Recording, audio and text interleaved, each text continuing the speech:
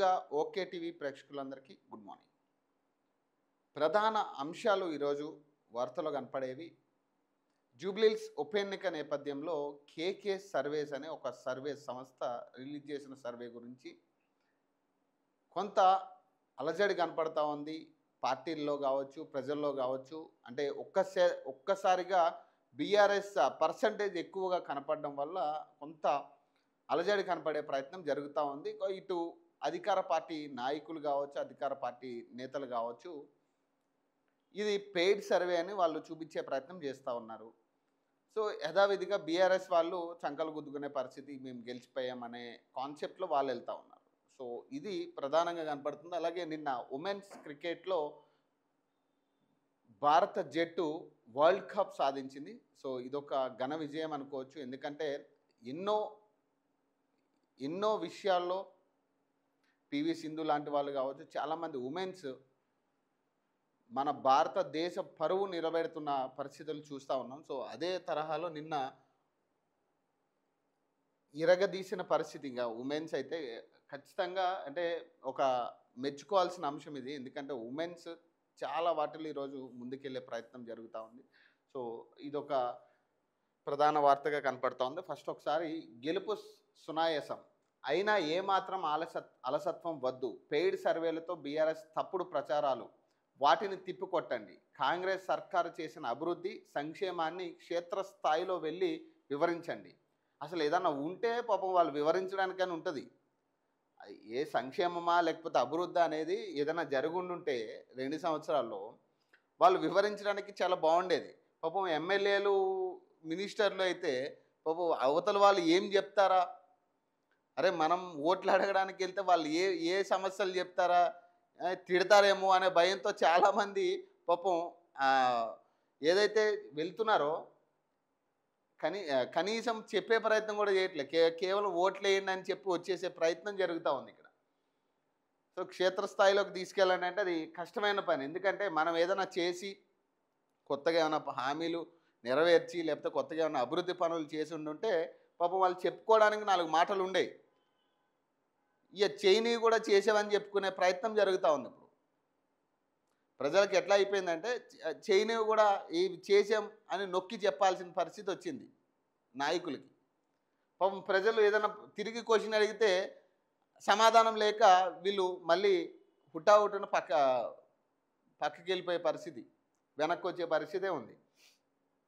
మీ సొంత ఎన్నికలా తీసుకుని పని చేయండి, పోల్ మేనేజ్మెంట్పై దృష్టి పెట్టండి, ఎవరి పనితీరు ఎలా ఉన్నదని అధిష్టానం చూస్తుంది. మంత్రులతో సీఎం 100 ఓట్లకు ఒక బూత్ స్థాయి ఏజెంట్ను పెట్టాలని రేవంత్ రెడ్డి దిశానిర్దేశం చేశారంట. ప్రచార సమన్వయం కోసం కోఆర్డినేటర్ కమిటీ ఏర్పాటు. ఎన్ని ఏర్పాటు చేసుకున్నా ప్రజలు ఓట్లు వేయాలంటే మనం ఏదైనా ఇచ్చిన హామీలైనా నెరవేర్చి ఉండాలి, కొత్తగా అభివృద్ధి ఏదైనా జరిగి ఉండాలి. ఇప్పుడు మన ప్రభుత్వానికి పట్టం కట్టింది దేనికి అంటే ఏదైనా అభివృద్ధి జరుగుతుంది, కొత్తగా ఏమైనా పథకాలు వస్తాయి, ప్రజలకి ఏమైనా మంచి జరిగిద్దనే కొత్త ప్రభుత్వాన్ని తీసుకొస్తారు. ఇప్పుడు గత ప్రభుత్వం మీద విసుగు పుట్టి, గత ప్రభుత్వ పరిపాలన మీద విసుగు పుట్టి కొత్త ప్రభుత్వాన్ని ఎన్నుకున్నారు. ఇప్పుడు అదే కొత్త ప్రభుత్వం వచ్చి 2 సంవత్సరాలు ఏం చేసిందంటే చెప్పుకోవడానికి 4 మాటలు లేనప్పుడు ఒక ఉచిత బస్సు కానీ లేదా ఏదో 200 యూనిట్ల కరెంట్ అని 500కి సిలిండర్ ఇస్తామని ఇట్లాంటి అంశాలు ఉన్నప్పుడు పెద్దగా మనకు చెప్పుకోవడానికి లేనప్పుడు ఏమవుతుంది? ఇట్లాంటి బూత్ మేనేజ్మెంట్ల మీద ఆధారపడాలి, మంత్రుల మీద ఆధారపడాలి. ఇంతమంది మంత్రులు వచ్చి ఇక్కడ పనిచేయాల్సిన అవసరం ఏంటి?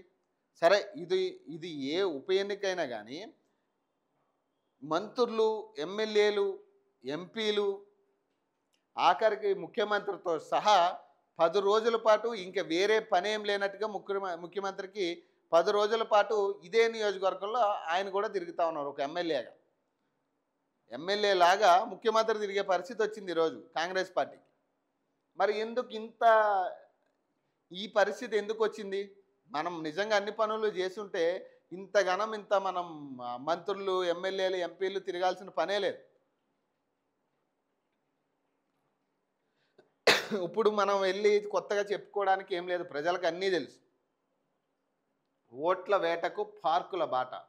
ఉదయం సాయంత్రం నడక వేళలో ఓటర్లను పార్కులో కలిసి ప్రసన్నం చేసుకునేందుకు నేతల ప్లాన్ అంట.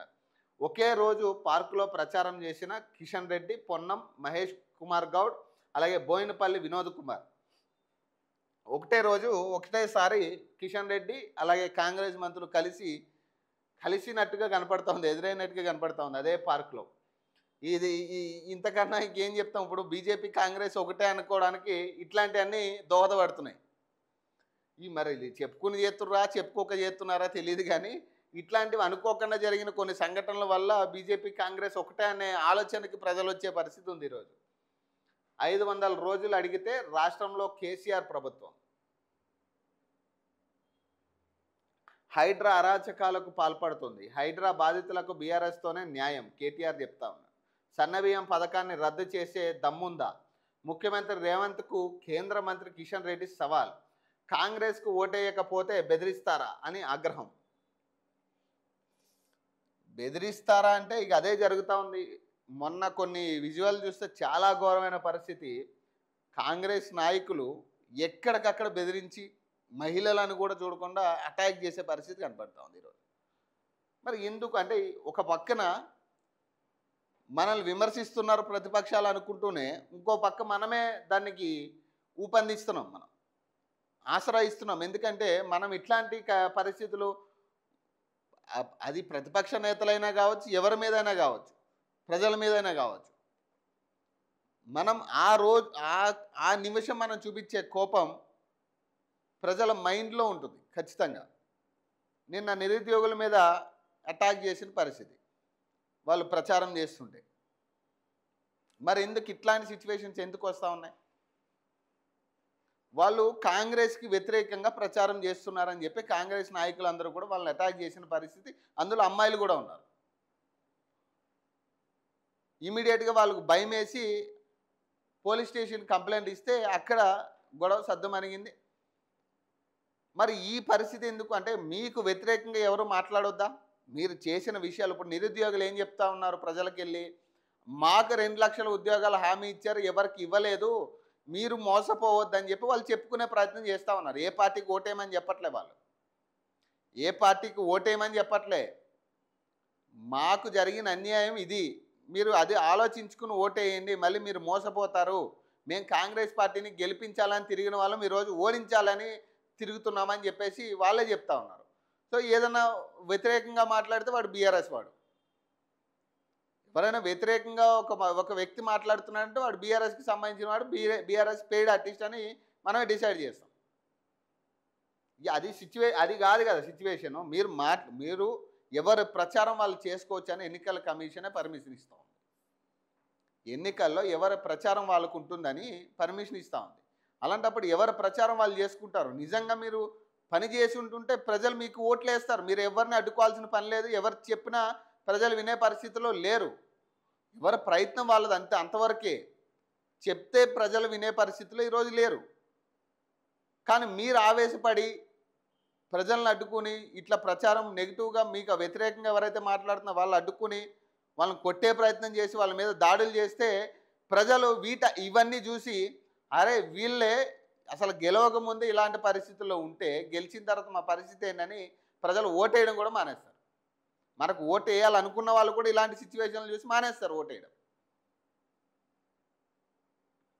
జూబ్లీహిల్స్ ఎన్నికల్లో కాంగ్రెస్ గెలుపు సునాయాసమైనని అయినా సరే ఏమాత్రం అలసత్వం చూపవద్దని మంత్రులకు సీఎం రేవంత్ రెడ్డి సూచించారు. బీఆర్ఎస్ తప్పుడు ప్రచారాలు, పెయిడ్ సర్వేలను ప్రజల్లోకి తీసుకెళ్తోందని వాటిని సమర్థవంతంగా తిప్పికొట్టాలని దిశానిర్దేశం చేశారు. వాస్తవాలను ప్రజలకు వివరించాలని, కాంగ్రెస్ ప్రభుత్వం అభివృద్ధి సంక్షేమ కార్యక్రమాలను ప్రతి ఓటర్ దృష్టికి తీసుకెళ్లాలని చెప్పారు. ఈ ఎన్నిక ప్రభుత్వానికి మంత్రులకు కూడా కీలకమేనని స్పష్టం చేశారు. అందరూ ప్రతిష్టాత్మకంగా తీసుకుని పని చేయాలని, మంచి మెజారిటీతో పార్టీ అభ్యర్థిని గెలిపించుకోవాలని సూచించారు. జూబ్లీహిల్స్ ఉప ఎన్నికకు సంబంధించి ఒక్కో డివిజన్కు 2 మంత్రులు చొప్పున బాధ్యతలు కేటాయించిన సంగతి తెలిసిందే. ఈ నేపథ్యంలో ఆదివారం సీఎం రేవంత్ రెడ్డి తన నివాసంలో మంత్రులతో విందు సమావేశం నిర్వహించారు. పార్టీ రాష్ట్ర వ్యవహారాల in charge Meenakshi Natarajan, TPCC chief Mahesh Kumar Goud, ప్రభుత్వ సలహాదారులు కూడా ఇందులో పాల్గొన్నారు.